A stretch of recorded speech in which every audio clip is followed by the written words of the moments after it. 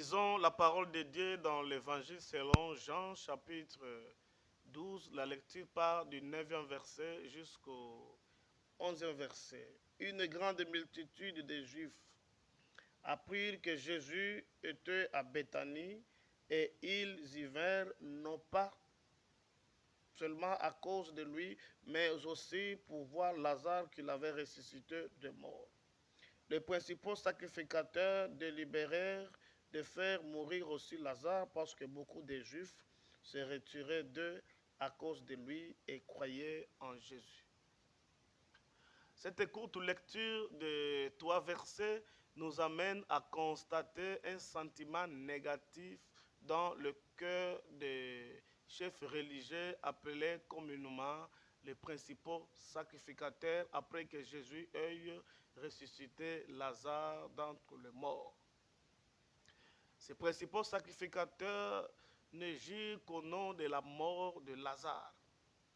Pour eux, Lazare doit mourir. Pourquoi?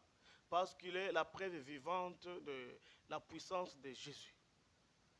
Pour ces principaux sacrificateurs, tant que Lazare serait en vie, personne ne pouvait nier la puissance de Jésus. Car la présence de Jésus semble être l'évangile vivant de Jésus-Christ qui affaiblit leurs enseignements.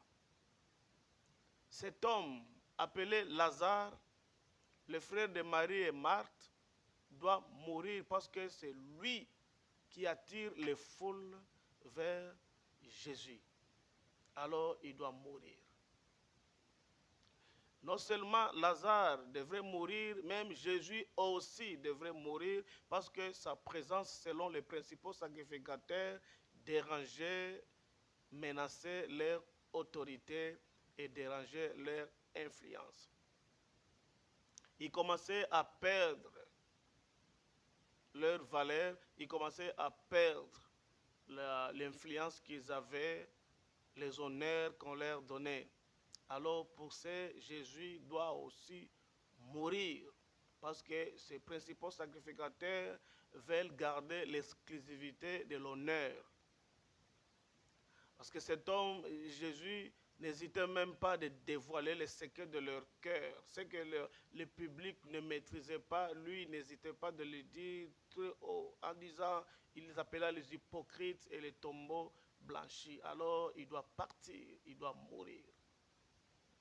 Alors cette petite lecture nous montre combien ces chefs religieux étaient animés par un grand sentiment, ce sentiment appelé la haine. Dans leur cœur, il y avait la haine. Pourquoi? Parce qu'ils ne supportaient pas le succès de Jésus. Ils ne supportaient pas l'aura de Jésus. Alors, ils étaient animés par ces sentiments. Bien-aimé, la haine, c'est un sentiment difficile à assumer en face. Alors, pour qu'elle soit exercée, elle a besoin de se construire d'un masque appelé hypocrisie. Un déguisement, parfois moral, pour tromper la vigilance. Le méchant, porteur de ces sentiments appelés la haine dans son cœur, pour s'approcher de sa victime avec un projet bien élaboré pour détruire la vie d'une personne, il utilise plus souvent les paroles flatteuses. C'est pourquoi la parole de Dieu nous prévient dans le livre des Proverbes, chapitre 26, de 24 à 26, la parole de Dieu dit, par l'œuvre, celui qui est se déguise. Et il met au-dedans de lui la tromperie. Lorsqu'il prend une voix douce, ne le crois pas, car il y a 7 abominations dans son cœur. S'il cache sa haine sous la dissimulation, sa méchanceté se révélera dans l'assemblée.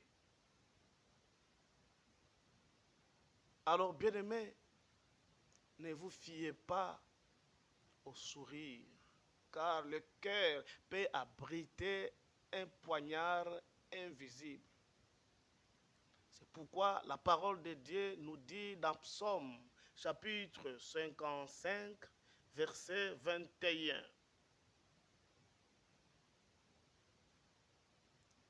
La Bible nous dit dans ce passage, sa bouche est plus douce que la crème, mais la guerre est dans son cœur. Bien-aimé, la haine masquée est une bombe silencieuse qui n'attend que l'air d'exploser. Alors tu dois faire très attention. Mais par le discernement, le Seigneur peut toujours nous révéler cette hypocrisie. Il peut toujours nous révéler cette haine masquée dans l'hypocrisie par le discernement. C'est pourquoi pour aujourd'hui, nous voulons donner un élément qui te permettra parfois de détecter ces sentiments masqués. Parce qu'on avait dit c'est un sentiment difficile à assumer en face et c'est construit d'un masque appelé hypocrisie. Alors cet élément peut t'aider. Cet élément, ce sont les yeux.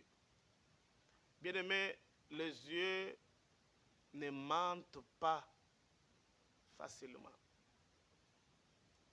Même si quelqu'un cache ses intentions par des mots ou par un sourire, mais ses yeux laissent passer toujours l'intention de son cœur. Les yeux finissent toujours par trahir les pensées du cœur, car ils sont sacrés. Les yeux sont difficilement manipulables. On ne les manipule pas. C'est parce que la parole de Dieu dit dans Matthieu chapitre 6, verset 22, l'œil est une lampe du corps. C'est-à-dire, c'est l'œil qui éclaire tous les corps. Alors, il reste vigilant parce qu'il a cette option d'éclairer tous les corps. Alors, lorsque tu regardes quelqu'un, quelqu'un peut te faire un sourire, il peut te complimenter, te balancer des bonnes paroles, mais si tu regardes ses yeux, tu verras qu'il y a de l'incohérence. Alors il faut avoir l'habitude de regarder les gens droit dans les yeux.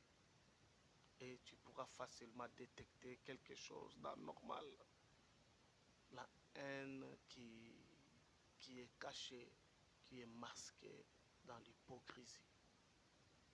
Notre prière est que le Seigneur t'aide à ne pas tomber dans ce piège, comme on vient de le dire, que la haine masquée, c'est une bombe silencieuse. Alors tu dois faire très attention. Que le Seigneur te garde et qu'il te protège.